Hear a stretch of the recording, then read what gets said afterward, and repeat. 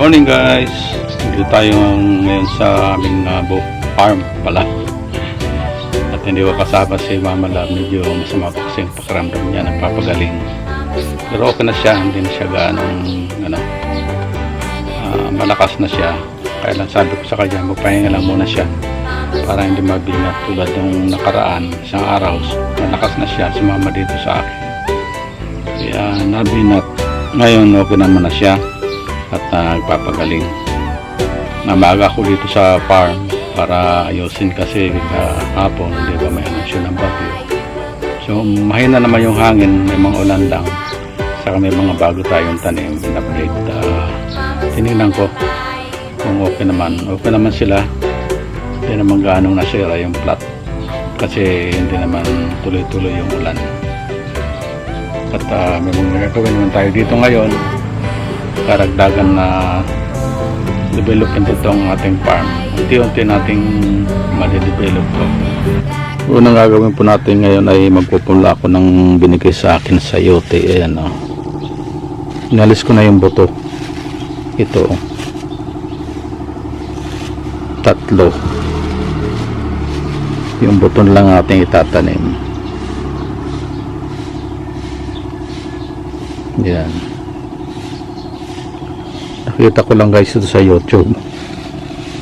Pinalo ko naman, tinignan ko kung ano yung diskarte nila.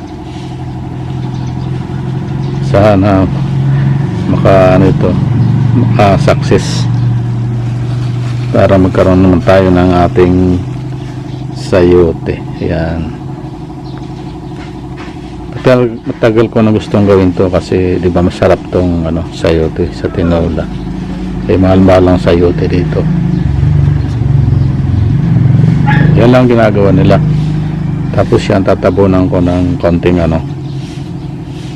sa ibabaw yung black soil, garden soil. Tapos ililim ko siya doon, hindi mainitan. Lugaw muna guys, nagutom.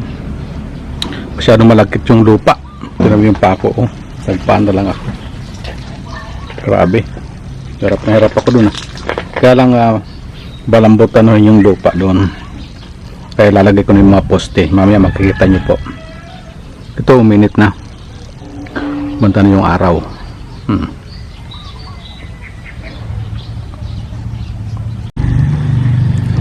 Yan guys, meron tayong tindida. May tansina. Mag-ano na ako ng poste. Hanggang doon sa may na yun, tambak na yun. Lalagpas ko sana kaya lang may tambak doon, hindi makasingit yung yung pamposte natin. Ayan. Ito naman pamoste natin.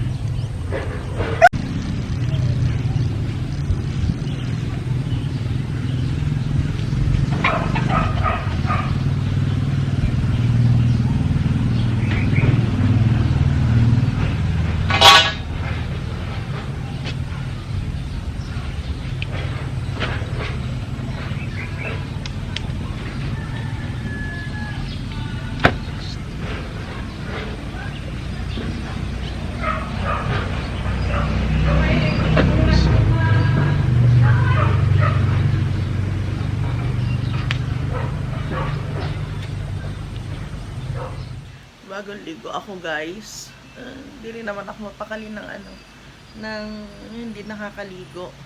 Everyday din naliligo ako kahit na nandito lang ako sa bahay. Si Papa nga pala nasa bukid. Hindi na ako nakatulog mula kaninang iwan niya kami. Pinuntahan ko yung nilalabhan niya, natapos na yung dikolor. Nagsalang ako ng ng mga puti. Para pagdating niya, magsasampay na lang. Bella! Hindi ako guys, hindi ako makakilos ng yung mabilisan. Kasi baka mabinat ako. Ganun pa rin. Medyo okay na rin naman ako ngayon. Kaya lang para hindi naman masayang yung pagpapahinga ko kahapon.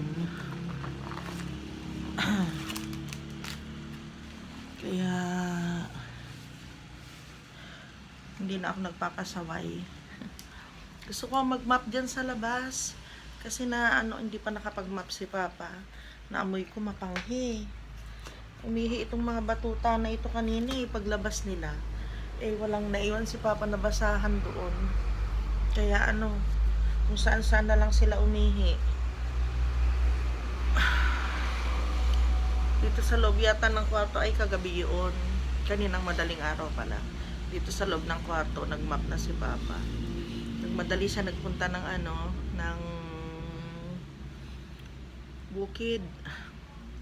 Kasi meron daw siyang parang gagawa siya ng balag. O magtatayo siya ng mga poste ng gagawing balag. Tapos meron siyang mga itatanim, hindi ko alam yun, parang sayote. Kasi meron ako nakita dyan, pinapatubo niyang sayote. Tapos ito, matatapos na akong mag-edit. Tinapos ko na lahat. Tapos dun sa susunod na vlog, ayun, pasensya na kayo guys kung halos si Papsi muna ang makakasama ninyo sa pagbablog. Yung dito sa bahay, yun, makakapag-vlog naman ako guys. Okay naman. Hindi lang ako makapagsalita ng malakas. Tapos, yung paglalakad, medyo binabawasan ko yung paglalakad. Kahapon dito na lang din ako pinakain ni Papa. Minsan nagpunta ako dun sa kasi nabinat ako na isang araw. Nag-map ako, hindi ko matiis. Nag-map, naglaba, nagluto. Naglinis dito sa kwarto. Maghapon na rin ako dito na nakahiga. O nga pala yung bagyo, meron na naman pala Helen ba yun? Yung bago nating bagyo ngayon, mas malakas daw yun doon sa yung kahapon, halos wala lang naman, puro ulan. Pero merong mga sinalanta ng ulan na yun sa dagupan, ang taas ng tubig. Kaya ingat-ingat guys. Ito na guys yung ginawa natin, no? Nasira kasi yung ating camera. Hindi na gumana, Inoff ko pero nasira yung lens niya pa, hindi bumalik. Kaya kailangan naman ipagawa yan. Hindi ko napakita, yung umpisa lang napakita ko sa inyo kanina. Pero ito kulang na lang ng isa rito na patong pahalang. Saka yun doon sa dulo. Siguro ko alam rin na lang. Tiba na rin yan.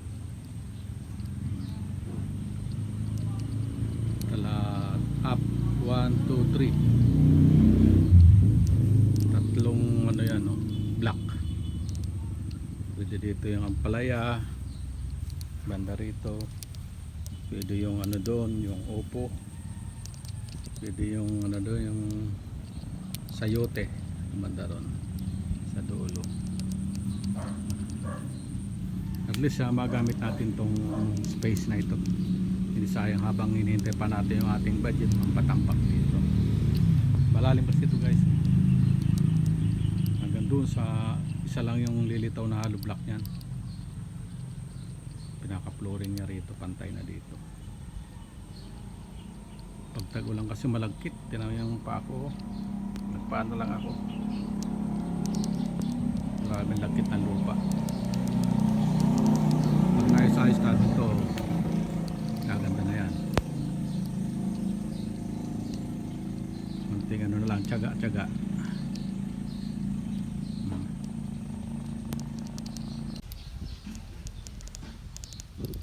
Ito naman guys yung ating pipino kahapon na tinanim. Medyo luyos yung isa pero yung iba okay naman. Sana nga makasurvive. Pag medyo na ito, hanggang dito na yung niya, maglalagay na ako ng kanyang balag. Yung mga poste na yan, balag na lang.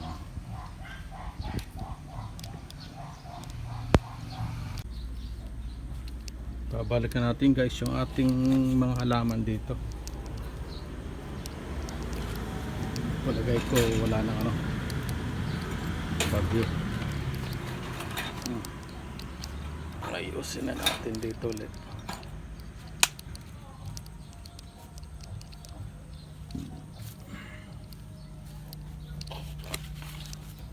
Medyo mga gumanda na rin ito eh. Ito, nalagaan dito. Napahirapan doon sa kabilang bahay.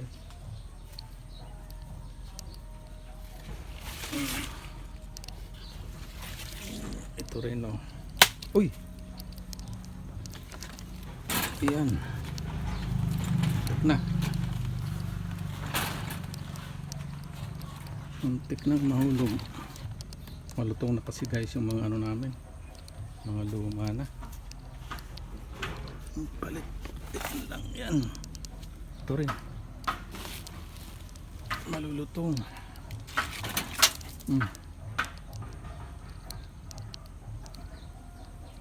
Swamp fertilizer yan. Linagay ko.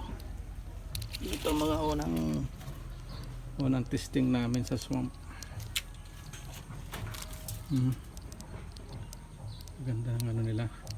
Dahon. Magalaw lang kasi guys yung camera ko. Sira na rin ito. Kaya lang wala akong nadala dito sa bukid. Na backup yung camera. Kaya pagtyagaan nyo na. Kahit magalaw. Yun naman yung ano yan, yung dahon niya. Tara ang kintab. Alaga sa swamp yan.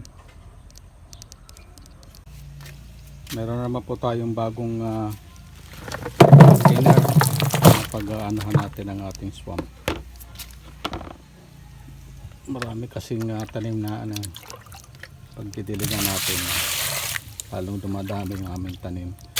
Ito yung pinasingaw na tubig galing sa nawasak. Tignan natin ang tubig. Bagong babad po natin ito guys.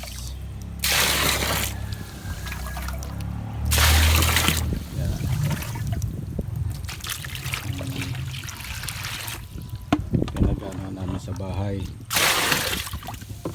Pinag-iistakan.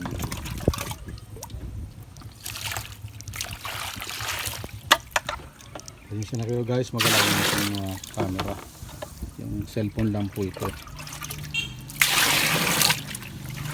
Walang ibang camera na lang.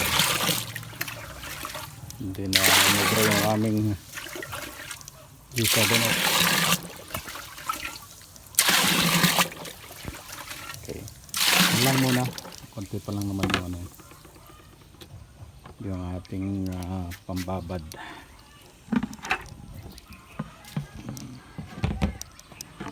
Yung ating luma. Hindi tayo makapagdilig ngayon kasi umuulan. Basang-basa yung mga lupa. Sayang lang. Okay na po yan. 1 week pa pag tuloy-tuloy ang ulan. Hindi tayo magtitilig. Maganda po niya.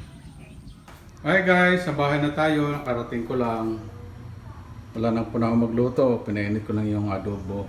Karne naman tayo ngayon. Yan ang ulam namin. Tuyong-tuyong adobong baboy. Tapos instead na patatas, nagyan ko ng kamote. Kakain na kami pag nainit yan. May kanin na rin kami. Dumating na si Papa. Papainit siya ng namin, ng ulam. Gutom na ako. Alas 11 na. Gutom na rin sila Sky. Papa, gutom na rin sila Sky. Kawawa naman yung bata. Tingnan niyo siya. Sky? Sky? Ganyan yan. Pag gutom yan, nakaharap lang yan sa akin. Yan makapagsalita. Sky? Bella? Gutom na yan? Gutom na si Sky? Kakain na ba si Sky? Diyan talaga nakatingin sa Hal. Kakain na ba si Sky? Diyan talaga. Ayaw pumansin sa akin, no? Kakain ka na, Sky? Kakain na yung anak ko. Itsura lang. Uy, tus. Kakain na yan. Hintay mo na si Papa. Diyan na si Papa. Si Papa, andyan na. Dumating na si Papa. Kakain na. Gutom na yung ngiwi na yan. Mga gutom na sila, guys. Oh, wait lang. Guys, bumalik ako dito sa aming farm. Nanguha ko ng talbos ng kamote para mamaya Lalaga lang namin yan. Ito nga pala yung aking mga kinrap. Pinuksan ko ito ng isang araw. Yan dito. Yung iba hindi pa gaanong tumubo. Pero ito okay na siya. Ito pwede pa nang buksan. Alisin ko na yung plastic. Tama hapon ngayon. Pwede nang maalis yan.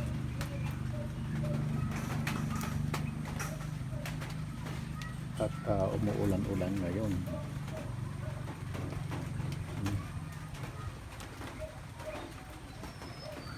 Tamang-tama sana sa ating mga talong, kaya lang parang sobra sa ulan.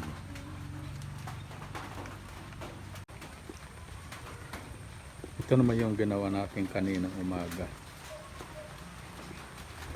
Hindi na ako pupunta yan kasi napakapotik ko. Babaw na naman yung pako dyan. Kanina nakapalang ako na gumawa niya. May tali lang muna siyang straw. Tapos pag final na tatalian ko na ng alambre. Naka-fix na siya dyan. Ganda niya pag sakaling mayroon tayo mga gapang-gapang na dyan na namumunga sa ilalim dyan sa ilalim yung bunga nila. Maganda yan, opo. Saka yung ampalaya.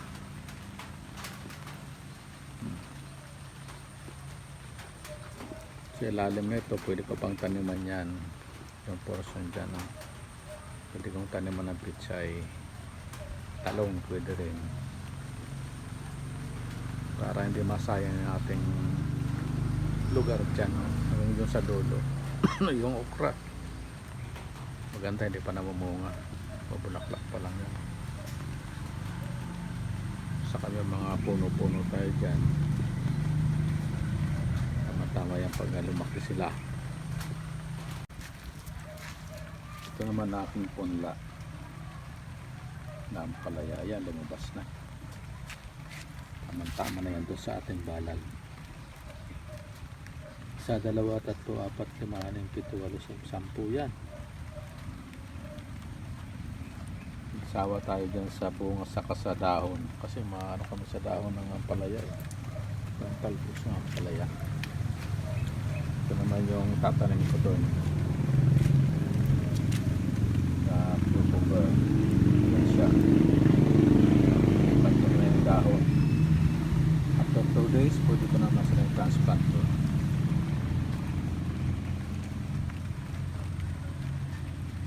Maganda sana pag kailang sobrang ulan ngayon.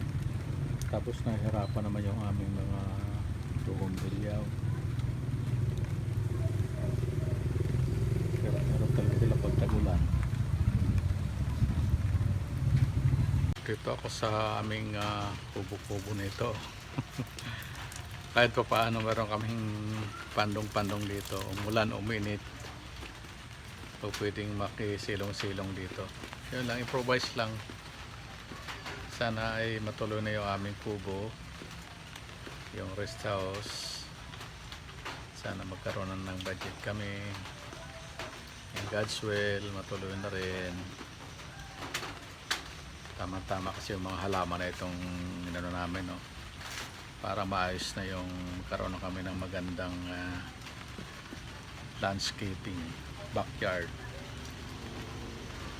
Maayos na, magkaroon na ng forma yung aming lote, yung ating farm. Yun ang hinihintay namin sana matuloy kasi kung saan na yung mga halaman namin kung saan na pupunta. Ayan guys, binuksan ko na, bahala na. Mahigit na kasi 15 days sila sana makarecover, pero ano pa yan, very young pa, bata pa para buksan, pero naano na sila nag-ano kasi yung may nagpatutuyo-tuyo sa loob, kaya binuksan ko na. Ano, medyo stable na rin to. Ito medyo malaliit. Pero sana makarecover. Wala naman ngayon. Ito na sila o. Ayan. Ito okay na ito. Sila. Wala na yun sana. Ito yung duda ko. Yung dalawa na yan. Tingnan natin. Pag hindi i-drop ulit sila. Pero sayang. Sana matumubo yan. Sana nga. Sayang pagod natin.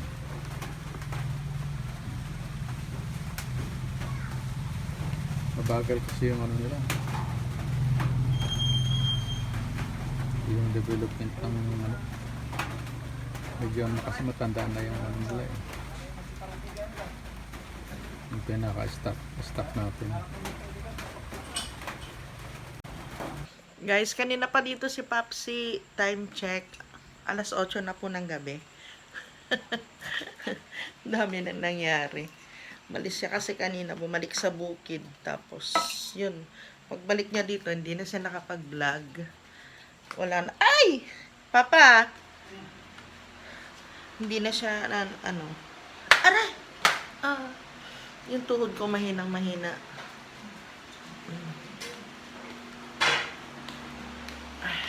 Kain tayo guys. Nagpa-ano lang ako kay Papa, nagpa-prito ng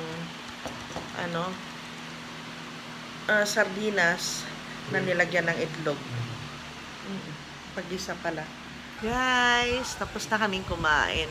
Actually, nakihiga din ako kay Papa doon sa sa sala para manood ng TV.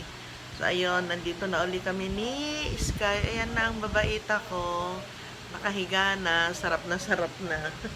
Kasi dalawang electric pan na nakatutok dito.